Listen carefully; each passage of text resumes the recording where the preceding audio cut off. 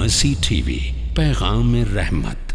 شکرانے کے طور پر کیا عید کے دن روزہ رکھا جا سکتا ہے؟ دیکھیے نبی صلی اللہ علیہ وسلم نے ایسا روزہ رکھنے سے منع فرمایا ہے۔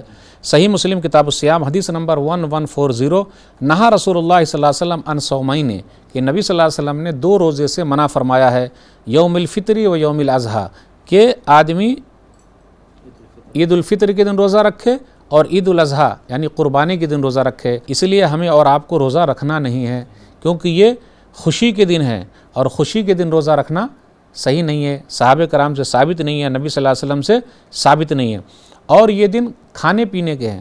آپ بقرعید میں بھی دیکھ لیجئے، ایام تشریق میں بھی روزہ رکھنا نہیں ہے، منع ہے۔ صحیح مسلم کتاب الصیام حدیث نمبر 1141، ایام التشریق ایام اکل و شرب، کہ ایام تشریق وہ ہے یعنی 10 کے بعد 11، 12، 13 یہ کھانے پینے کے دن ہے، تو اس دن روزہ رکھنا صحیح نہیں ہے۔ اس کے بعد جو روزہ رکھنا چاہے وہ رکھ سکتا ہے۔ تو پتہ یہ چلا عید اور بقرعید کے دن روزہ رکھنا نبی صلی اللہ علیہ وسلم سے ثابت نہیں ہے، اس دن روزہ نہیں رکھنا چاہیے۔ مرسی ٹی وی کے مزید ویڈیوز کے لیے ہمارے چینل کو سبسکرائب کریں اور بیل آئیکن کو کلک کرنا نہ بھولیں۔ جزاک اللہ خیر۔